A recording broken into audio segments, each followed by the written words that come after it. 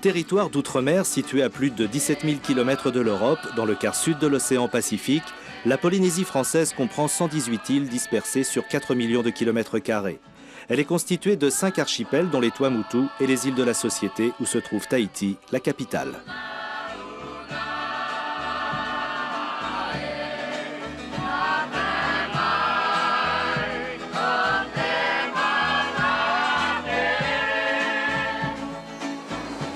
Minuscule dans le grand océan du bout du monde, mais immense dans l'imaginaire européen depuis la fin du XIIIe siècle, la Polynésie reste un synonyme de paradis.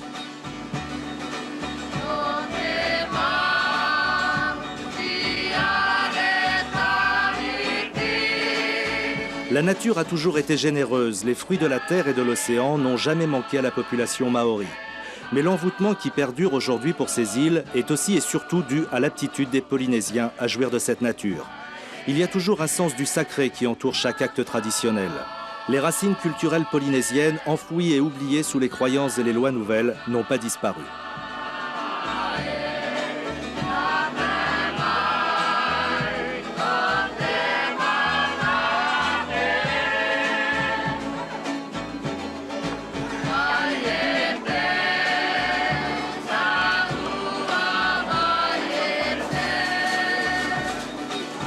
Parmi les traditions maoris est peut-être l'une des plus importantes, celle de la tolérance.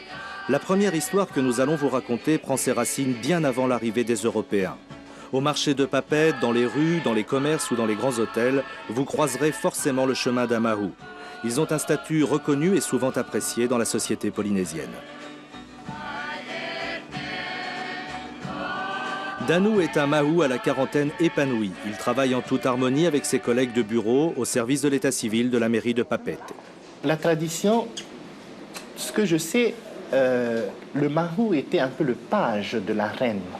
La dernière reine de Tahiti, c'était l'homme à tout faire qui servait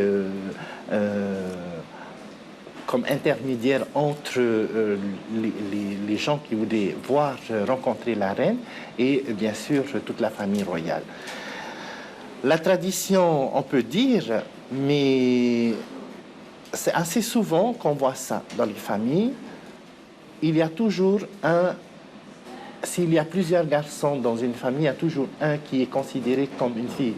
Tout d'abord, peut-être les parents ont voulu avoir une fille à la place, et puis c'est bon.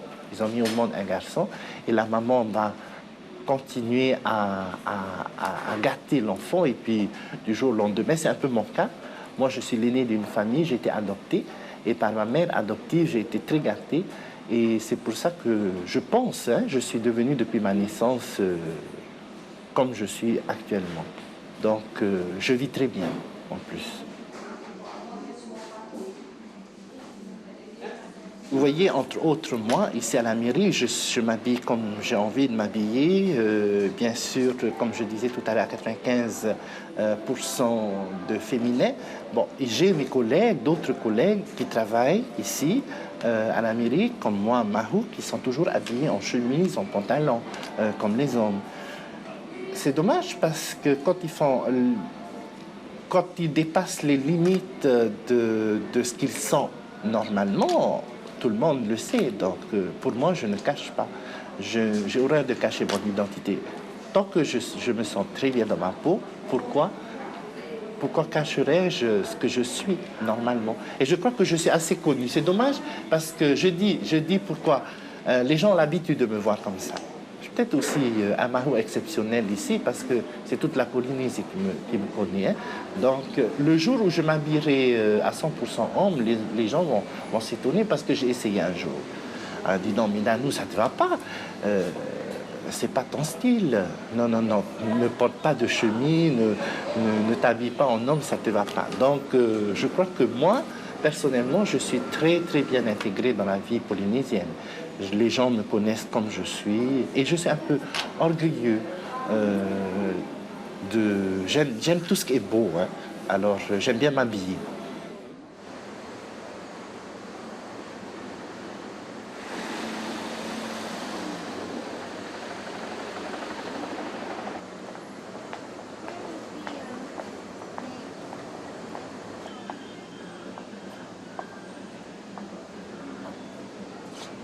voilà, des fois, quand je me balade dans ma ville, bien sûr, il y a tous les regards qui sont branchés sur moi.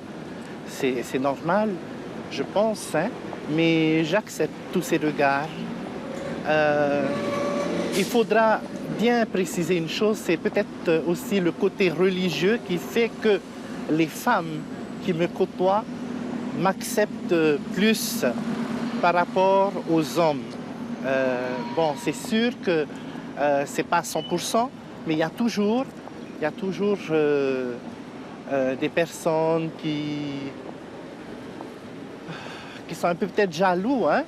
C'est peut-être ça le mot, mais ça ne fait rien. Ça ne fait rien, moi j'ai l'habitude. Les jeunes qui ne me connaissent pas, ils ont toujours une petite moquerie quand ils me voient. Pas seulement moi, même mes collègues, même mes amis, hein? Il y a toujours des jeunes qui se moquent un peu de nous. Et c'est normal qu'ils se moquent un peu de nous. Peut-être pour eux, c'est de la folie ce qu'on fait. C'est vrai. Mais comme je dis, tant qu'ils me respectent, tant qu'ils ne me touchent pas, je les respecte. J'accepte ce qu'ils pensent, mais qu'ils me respectent aussi comme je suis. Je ne dirais pas qu'il faut me copier. Ce n'est pas ce qu'il faut faire. Il ne faut jamais copier. Celui qui sera mahou, qui voudra devenir comme moi, qu'il fasse aussi l'effort comme je l'ai fait pour me battre, pour qu'on m'accepte tel que je suis.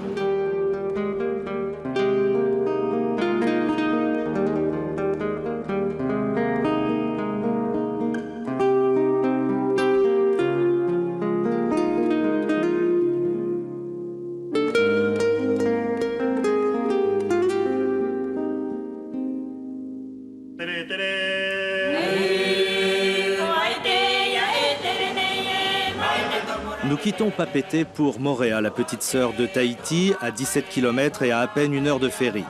Moorea est plus près de l'image que l'on peut se faire de la Polynésie.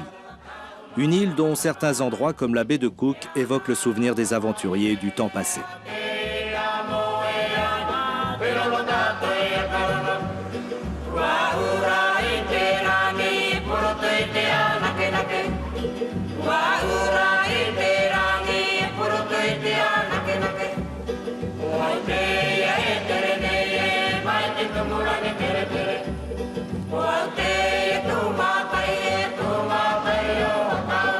Moorea possède l'un des plus beaux lagons des îles de la Société.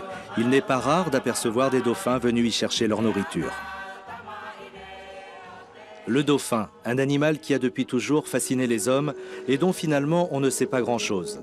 Dolphin Quest a fait sa réputation sur son engagement pour la préservation de l'environnement, ses recherches sur les dauphins et ses programmes éducatifs.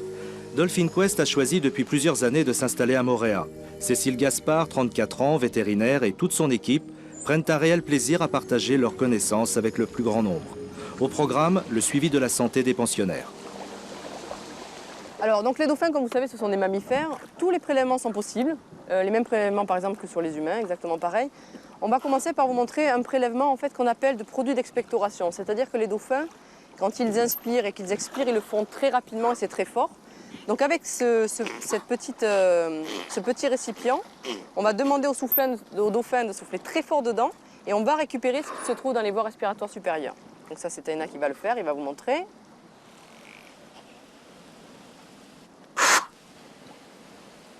Alors les autres examens que l'on va faire, que l'on fait en routine, ça peut se faire tous les jours.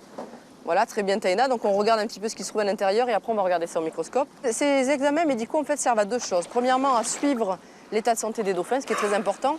Et on appelle ça la médecine préventive, c'est-à-dire qu'on n'attend pas que le dauphin soit malade pour d'un seul coup s'inquiéter et faire des prélèvements. On fait ça régulièrement. Et si les dauphins vont très bien, mais à chaque fois on a des résultats normaux et ça nous rassure. Et la deuxième chose, c'est très important, c'est pour savoir quels sont les paramètres normaux et physiologiques des animaux. Ici, nous avons deux espèces de dauphins. Donc ce dauphin qu'on appelle flipper couramment et dont le nom scientifique est Tursiops truncatus. Ce dauphin-là est très bien connu parce qu'il y en a beaucoup dans différents parcs aquatiques dans le monde. Par contre, il y a une autre espèce qui s'appelle Steno bredanensis et dont les paramètres sont légèrement différents. Donc ça nous permet d'avoir des banques de données, de mieux connaître les paramètres normaux de ces animaux. Et si par exemple il y a un dauphin échoué dans le monde, les gens savent que nous avons des informations, ils peuvent nous contacter. Et donc ça aide aussi à sauver des dauphins échoués et ça s'est déjà passé à 3 reprises depuis que nous sommes là.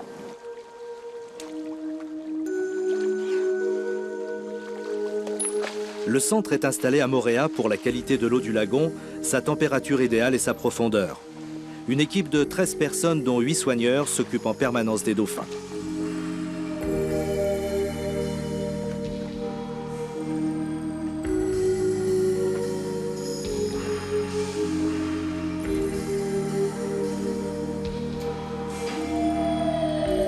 Toutes les informations récoltées sont répertoriées et analysées, puis envoyées dans la banque de données des autres centres Dolphin Quest.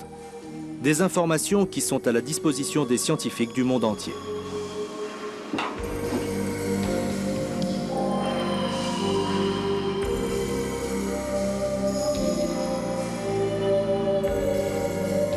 Mais l'une des principales activités du centre est d'étudier les relations interactives qui peuvent naître entre les humains et les dauphins. Donc vous voyez là, nous sommes en train de faire un programme interactif. Donc les gens sont dans l'eau avec les animaux, par petits groupes. L'idée c'est vraiment qu'ils puissent les rencontrer de très près, les voir de près, pouvoir les caresser, pouvoir sentir leur cœur. Et le but du soigneur, c'est un petit peu donc, de les divertir, mais surtout de leur apprendre beaucoup de choses sur les mammifères marins. Donc on leur parle des différentes parties anatomiques, de leur physiologie, de leur nourriture également, c'est très important. Et donc ça, c'est ce que nous faisons pour le public en fait. Ensuite, par rapport aux enfants, nous faisons également des programmes un petit peu similaires, mais plus adaptés aux enfants, à leur niveau de connaissance. Ici, spécifiquement à Moorea, nous avons un bassin qui est très intéressant, puisqu'en fait c'est un bassin qui est naturel, ouvert sur le lagon, et les dauphins sont entraînés à sortir, sous contrôle bien sûr, avec leurs soigneurs, et à se promener un petit peu tout autour. Donc pour nous, c'est très important. Ça nous permet, déjà, de bien pouvoir suivre leur comportement dans un milieu différent, et aussi de continuer nos recherches sur leur structure sociale, leur structure de groupe. Il y a beaucoup de choses à apprendre sur les dauphins, sachant qu'ils ont des structures qui sont plus ou moins modifiables en fonction des espèces, puisqu'ici nous avons la chance d'étudier 2 espèces. Et ça nous permet aussi d'apprendre pas mal d'enseignements sur, par exemple, pourquoi les dauphins s'échouent en masse, des choses comme ça. Donc, à chaque fois que l'on fait quelque chose, on en retire un enseignement qui peut être soit publié dans une revue scientifique, soit partagé dans la communauté internationale pour que tout le monde apprenne. Je dirais la plus belle des histoires ici, c'est le fait qu'on a retrouvé un jour un petit bébé dauphin qui était en train de mourir, elle avait 3 mois. Et donc en fait, ça s'est passé il y a 2 ans et demi. On a essayé de tout faire pour essayer de la sauver. Elle était réellement mourante, elle ne pouvait plus nager, elle tournait sur le dos, etc. Et on a passé pendant 2 mois, 24 heures sur 24 avec elle. Et finalement, elle est toujours là, elle s'appelle Péa, elle va bien. On compte à la 3, 1, 2, 3, on salue. Elle est partie, alors elle prend son élan, on voit le petit moteur. Et regardez, wow, magnifique. Wow.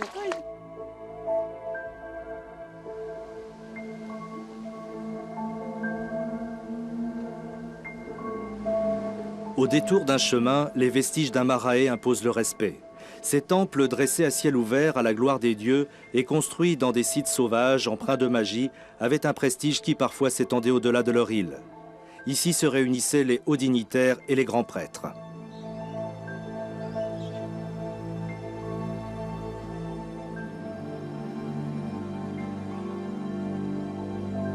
Les Maoris vivaient en symbiose avec leurs dieux. Chaque événement, chaque acte nécessitait leur aide et requérait des offrandes ou des sacrifices parfois humains.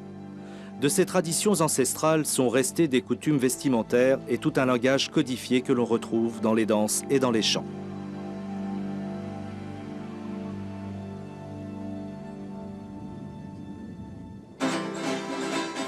C'est indéniable, les Polynésiens possèdent un véritable sens artistique.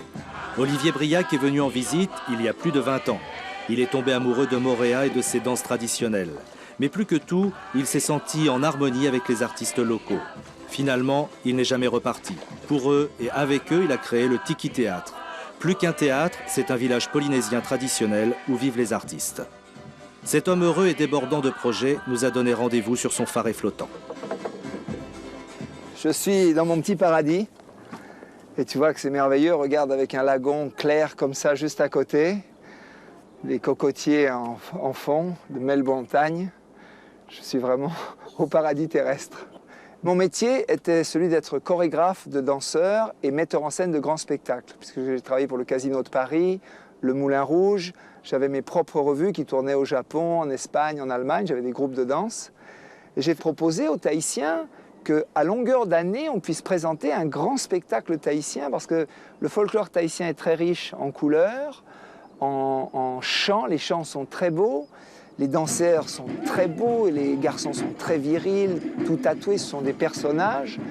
Les filles ont un charme exotique avec leurs longs cheveux. Donc c'est un folklore spectaculaire et qui n'était pas mis réellement sur le niveau international comme il devait l'être. Donc j'aurais proposé de monter le premier grand théâtre polynésien qui s'appelle le Tiki Théâtre. Et on a débuté cette aventure il y a 13 ans. Il faut savoir que le Tiki Théâtre, il est entièrement, mais entièrement animé par des Tahitiens. Il n'y a pas d'ingérence étrangère du tout. La seule ingérence étrangère, c'est moi. Et moi, je ne suis qu'un critique comme le public. C'est-à-dire que quand on prépare un nouveau spectacle avec le Tiki Théâtre, la seule différence avec un autre ballet tahitien, je leur donne une trame.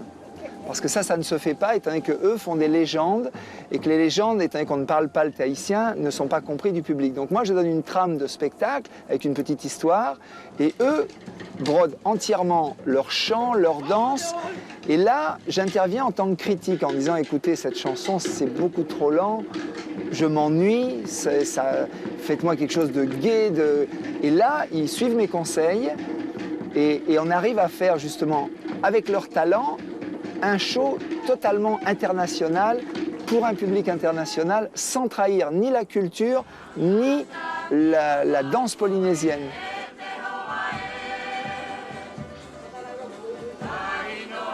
Dans le village, unique en Polynésie, la vie quotidienne s'écoule au rythme maori. Chaque famille possède son faré et organise sa journée selon une activité artisanale.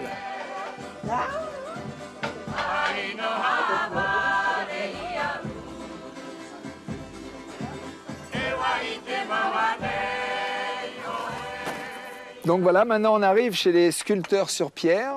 Alors voilà comment ça se passe. Ces artistes habitent ce village, sont donc les danseurs et les musiciens et comédiens du spectacle du Grand Tiki Théâtre. Mais en plus, dans la journée, pour leur propre profit, ils font de l'artisanat. Donc là, tous les tikis ou les tatouages ou les colliers qu'ils font, ils le gèrent eux-mêmes. Ils le vendent donc pour leur propre profit, ce qui en fait des gens responsables.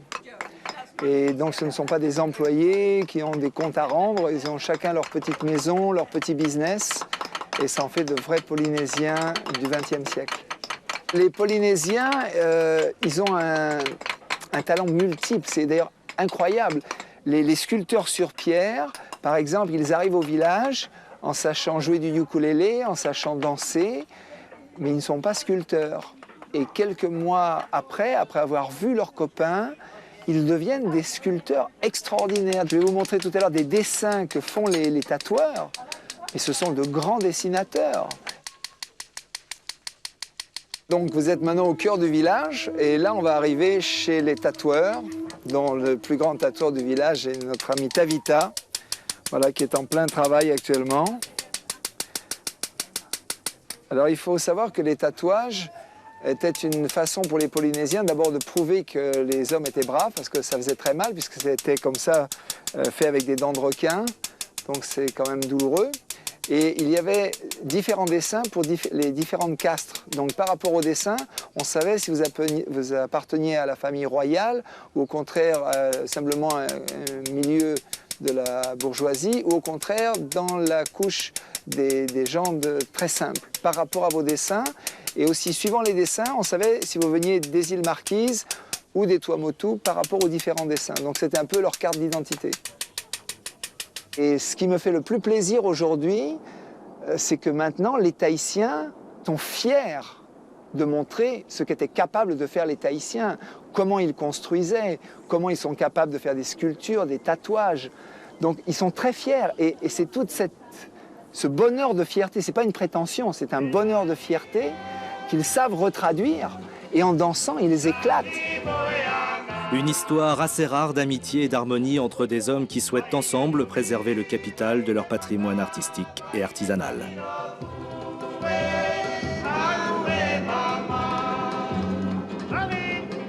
Nous partons de Moorea et de l'archipel de la Société pour celui des Tuamotu, à moins de 500 km de Tahiti. Rangiroa, avec ses 1000 km² est l'un des plus grands atolls du monde. Une fine bande de terre de moins de 300 mètres posée en équilibre entre deux mers, d'un côté l'océan et de l'autre le lagon. Ici, rien n'a changé depuis bien longtemps dans les deux villages de l'atoll, Avaturu et Tiputa.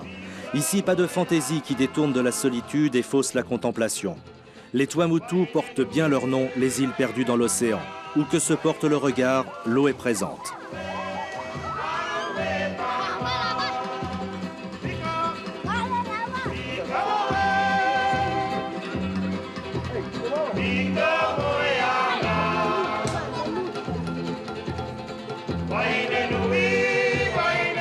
La nonchalance sur Terre est compensée par l'activité sous-marine.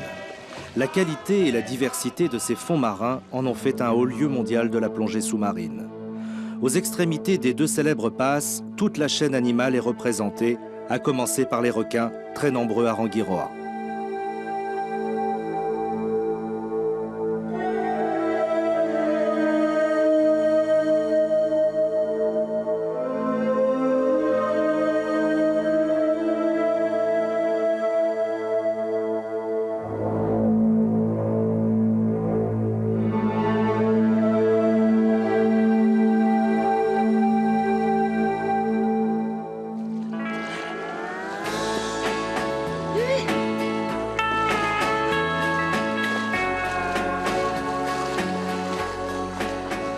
Bruno Fuller est l'un des personnages les plus hauts en couleur de Rangiroa. Ici, tout le monde l'appelle Gabilou. Gabilou a 35 ans, c'est un ancien champion de chasse sous-marine et s'il continue de chasser, c'est pour gagner sa vie. Il alimente les rares restaurants de l'atoll. Souvent, avant de partir, il rend visite à ses amis dans l'un des 3 clubs de plongée pour se renseigner sur un bon site de chasse. À Rangiroa, plonger en apnée et chasser le poisson se transmet de père en fils, il n'y a pas d'école. Gabilou se souvient des premiers conseils que son père lui donna. J'ai commencé à 13 ans, 14 ans à prendre le fusil, à aller tirer le poisson. Et au début, quand j'allais pêcher du poisson, au bord, il me disait toujours 1 mètre de profondeur pour pêcher le poisson. Alors 1 mètre de profondeur, il y a des petits perroquets comme ça. Hein. Et bien, je flinguais comme... Au début, c'était dur. Hein. Et tu peux avoir 2 perroquets d'1 kilomètre hein, que tu fais parce que tu n'as pas l'habitude encore, tu es encore jeune, tu n'as pas encore l'habitude pour bien atteindre le poisson, pour le tirer, pour le flinguer à chaque fois. Alors à chaque fois le soir quand je reviens, j'ai toujours ma flèche qui est tordue à la pointe. Hein. Alors mon père il me disait continue, continue, mais il faut bien voir le poisson quand il passe le poisson. Parce que le poisson des fois quand il vient, ça dépend de l'allure des fois quand il passe. Alors depuis là, je me suis entraîné et 1 mois plus tard, et voilà, ça commence à remplir la bassine. Et j'avais fait la chasse sous-marine grâce à mon père qui m'a appris de ces métiers-là. Et ma mère était en colère après moi parce que, pourquoi? Parce que je me suis parti évader comme ça sans aller à mon certificat à l'époque. La chasse sous-marine, c'est plus dangereux que tous les autres sports. Parce que des fois, on peut te dévorer par le requin. Ah oui, ça m'est déjà arrivé il y a un peu longtemps, il y a aussi longtemps maintenant. Parce que pourquoi on était complètement au milieu de la passe avec mon grand frère. Et comme mon frère il est un peu gros à l'époque, alors lui, il allait pour venir me chercher, mais il ne pouvait pas. Quand je suis arrivé, tellement les requins sont... Heureusement, ce ne sont pas des requins tigres ou bien des raïras, ou bien des requins citron, mais c'est un requin, comment ça s'appelle, aileron blanc. C'est juste ça. Et vous voyez des fois à l'aquarium. Alors, c'était ce requin-là. Parce que pourquoi? Parce que tellement il y avait de l'odeur, il sentait du sang et il voulait manger sa proie. Mais là, le poisson était là. Et là, quand j'ai basculé mes palmes, eh bien, le requin est venu avec le courant, je crois. Et là, il est venu, il y avait du sang là, le poisson. Mais normalement, il ne devrait pas attaquer ma jambe, il devrait manger le poisson. Et c'est là que tu vois la nature, comment il est. Il te respecte. Dès qu'il a su te mordre, et là d'un coup, il a lâché, il n'a pas tourné. Il a juste lâché, après il est reparti. Eh bien, les jeunes, peut-être ça les fait travailler leur tête. Mais je dis non, n'abandonne pas. Il faut aller voir la nature, les fonds marins, et il faut aimer la chasse sous-marine, comme moi que j'aime la chasse sous-marine.